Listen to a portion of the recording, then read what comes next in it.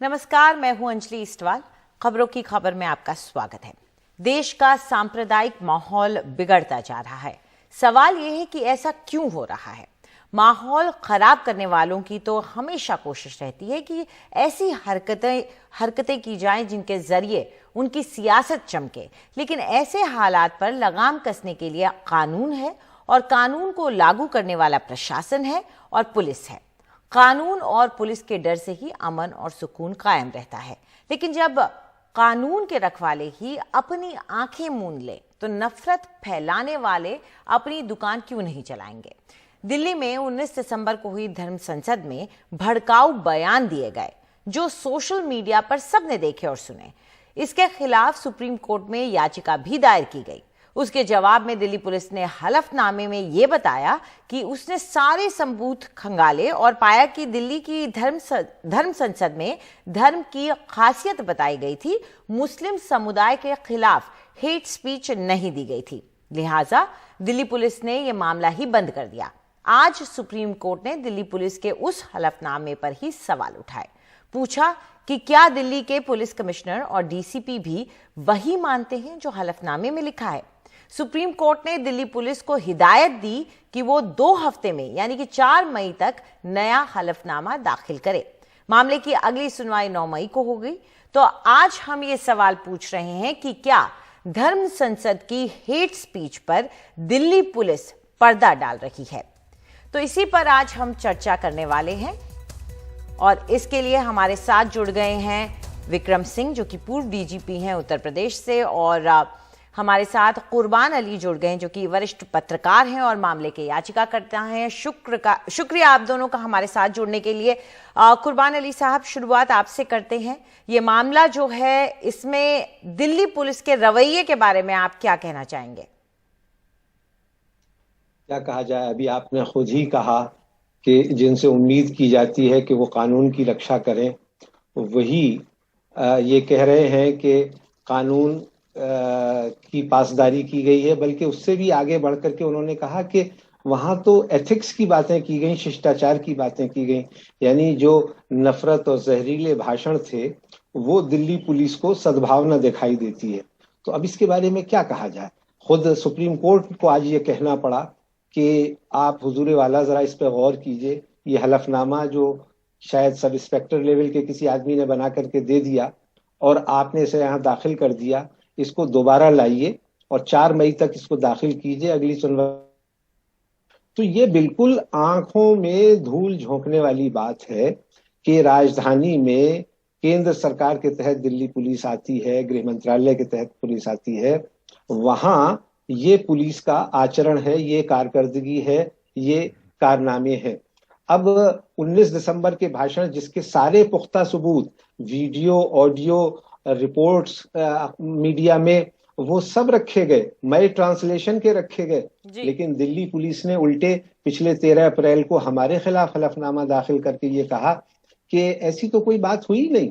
और दूसरी ये कि ये याचिकाकर्ता यानी मैं और हमारे साथ अंजना जी जो कि पूर्व जज हैं पटना हाई कोर्ट की, जो दूसरी याचिकाकर्ता हैं, वो अदालत का वक्त बर्बाद कर रहे हैं। अब आप अंजलि ये तय करिए कि कौन अदालत का वक्त बर्बाद कर रहा है और कौन अपने काम से आंखें चुरा रहा है। यहाँ आदरणीय विक्रम सिंह जी मौजूद हैं, मैं उनकी बड़ी इज्जत करता हूँ, उत्तर प्रदेश के वो डीजीपी रहे हैं। क्या पुलिस की यही कारकर्दगी होनी चाहिए? क्या पुलिस को किसी गुनाह, किसी इस तरह की कार्रवाई पर इस तरह का हलफनामा देना चाहिए? चलिए, उससे क्या उसकी इमेज बनेगी? कुर्बान अली साहब, सीधा अब फिर विक्रम सिंह साहब को ही मौका दे देते हैं। आप विक्रम साहब, आप क्या मानते हैं कि पुलिस कभी कभार आंखें मूंद लेती है? क्या ये वरिष्ठ जो आला अधिकारी होते हैं उनको इस बात का इल्म होता है, या ये वाकई में लोअर लेवल पे हो जाता है और इस तरह के हलफनामे दे दिए जाते हैं कि कोर्ट भी नाराज हो जाए? अंजलि जी, बड़े शर्म की बात है, लोअर लेवल वही करता है जो सीनियर लेवल हुक्म देता है। और ये बड़े शर्म की बात है कि जहां पर इनको चट्टान की तरह टूट पड़ना चाहिए था हेट स्पीच के ऊपर, तो बचाव के पक्ष के वकील की तरह ये हलफनामे पेश कर रहे हैं जिसका कोई न सर है न पैर है। बिल्कुल बेबुनियाद बातें कर रहे हैं और जिन लोगों ने जुर्म किया है उनकी तरफ से खड़े होकर बोल रहे हैं। ये बड़ी शर्मिंदगी की बात है और पुलिस के नेतृत्व को ये सोचना चाहिए कि अगर एक बार इन्होंने इस तरीके की हरकतों के पर्दा डालने की कोशिश की तो हजार लोग पर्दे के पीछे खड़े हैं इस तरीके की बेहुदा बातें करने के लिए। मैं कुर्बान अली साहब की बहुत इज्जत करते हुए मैं उनसे ये मशवरा दूंगा कि अब जिन पुलिस वालों ने हलफनामा दिया है और जिन लोगों के दस्तखत से ये पेश किए गए थे उनके खिलाफ भी कार्रवाई के बारे में पेशकश करें। और मैं अपनी सहमति देता हूं कि मैं भी उनके दरखास्त के ऊपर दस्तखत बनाऊंगा, क्योंकि ये बिल्कुल सबके लिए शर्म की बात है कि इस तरीके की हरकतें हो रही हैं, वो भी कैपिटल में।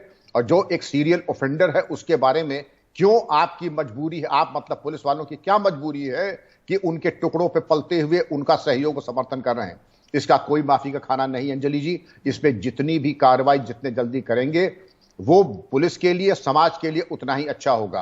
कुर्बान अली साहब का उद्वेलित होना स्वाभाविक है, मैं भी उन्हीं की तरह बहुत ही आक्रोशित और उद्वेलित हूं। सिंह साहब, क्या ऐसा भी होता है कि क्योंकि हेट स्पीच कहीं सही तरीके से डिफाइंड नहीं है, कुछ ऐसी उसकी व्याख्या नहीं है, उसकी कोई डेफिनेशन नहीं है कानून में, लेकिन क्या ऐसा भी होता है कि उसके इंटरप्रिटेशन में या तो जानबूझ के या नासमझी में गलती हो जाए? समझने की कोशिश कर रहे हैं कि ये पुलिस अलग अलग इंटरप्रिटेशन और किसी के ऊपर केस पे केस और किसी के साथ कि कुछ भी नहीं हुआ, ये हो कैसे जाता है?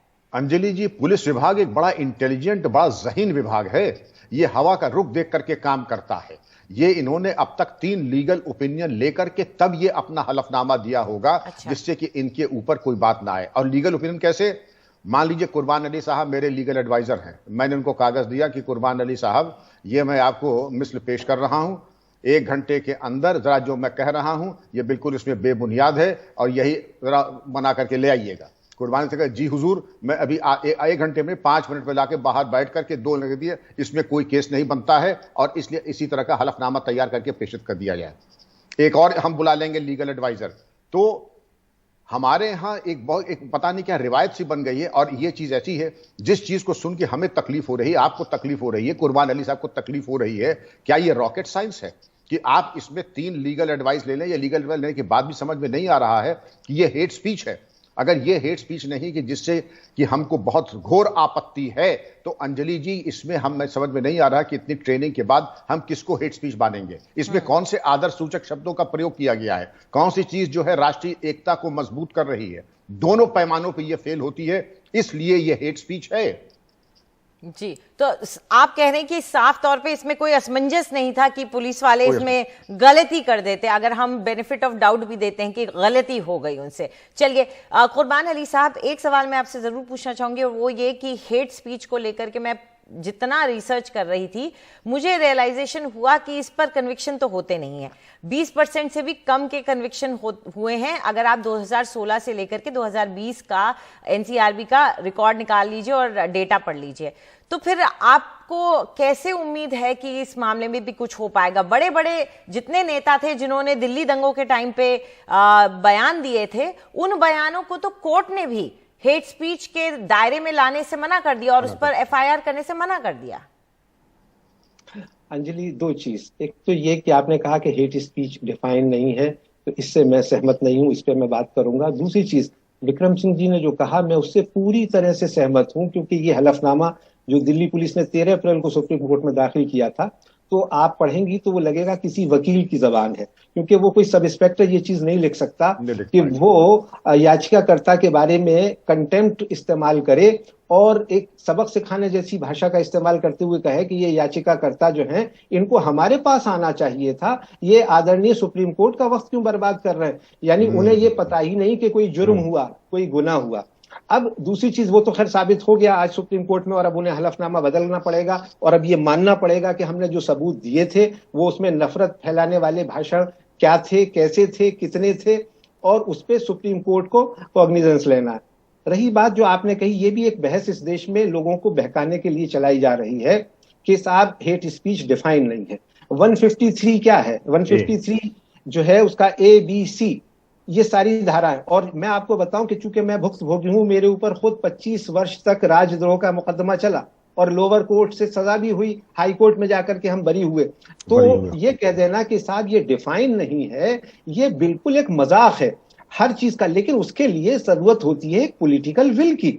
अगर आपकी पॉलिटिकल विल हो, आपकी ख्वाहिश ये हो कि साहब जो तूफाने बदतमीजी की जा रही है, जिस तरह की भाषा का इस्तेमाल किया जा रहा है, उसके चलते जो दोषी हैं उनको जेल में रखा जाए। हाँ, इस पर बहस हो सकती है कि सजा कितनी है, 3 साल है कि 5 साल है कि 10 साल है, लेकिन कोई ऐसा मामला नहीं है जिसको हेट स्पीच, नफरत की बात, जो दो संप्रदायों के बीच में विभाजनकारी बात करे, जो दो संप्रदायों के बीच तनाव फैलाए, जो नरसंहार की बात करे, जो कत्लेआम की बात करे, अगर ये कानून के दायरे में नहीं है तो शायद डॉक्टर अंबेडकर वाला संविधान फिर दोबारा से लिखने की जरूरत आ गई। जी, और इसमें कोई शक और शुबा है ही नहीं, बहुत स्पष्ट है। असली चीज ये है कि हमने जब याचिका दायर की, उस वक्त जो 2 राज्यों के मुख्यमंत्री जिस व्यक्ति के पैर छूते थे उसको जेल में डालना पड़ा।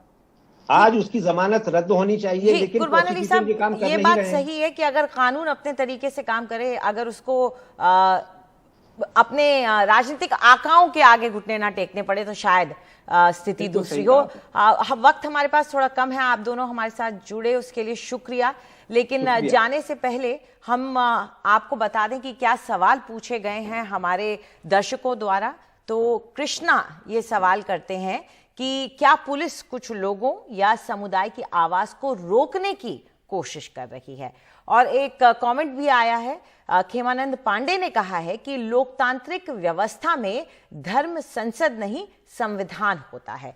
तो हमारे व्यूअर भी ये बात समझते हैं और इस बात पर उन्हें भी आपत्ति है कि किस तरीके से हेट स्पीच के इस मामले में पुलिस ने इतना ढुलमुल रवैया अपनाया है। फिलहाल हम एक छोटा सा ब्रेक लेंगे और ब्रेक के बाद खबरों का सिलसिला जारी है।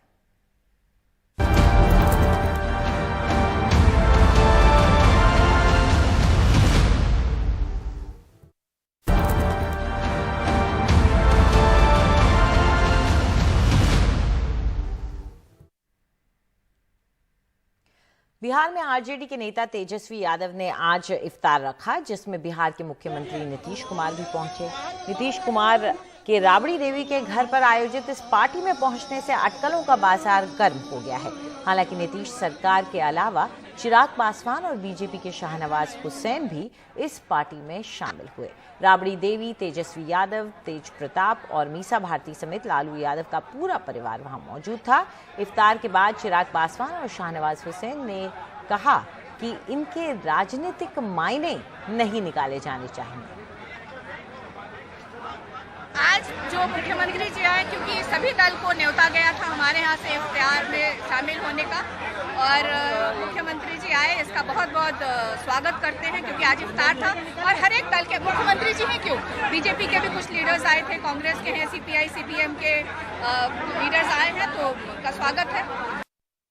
इफ्तार की दावत मुझे लगता है कि इसको राजनीतिक या सियासी परिप्रेक्ष्य में देखना कतई उचित नहीं है। नीतीश जी भी आए थे, सवाल इस पे है कैसा रहा उनसे मिलना? मेरी उनसे ये संजोग नहीं हो सकता है। देखिए, ये तो खैर वो बता सकते हैं, पर मैंने उनके पहुंच छूकर आशीर्वाद लिए। एक खूबसूरत अच्छा इंटरेक्शन उनके साथ रहा और जैसा मैंने कहा कि अंदर कोई सियासत कहीं नहीं थी, एक खूबसूरत पारिवारिक माहौल में सब। अगर आप लोग तीनों साथ आते हैं तो क्या कहेंगे इस पे? अगर ऐसा समीकरण बनता है टीम में कौन कौन है? आप, नीतीश बाबू, अरे बाप रे, क्या कैसी अरे प्रभु, नहीं, क्या ऐसी कोई संभावनाएं हैं? नहीं। तो फिलहाल खबरों की खबर में इतना ही। नमस्कार।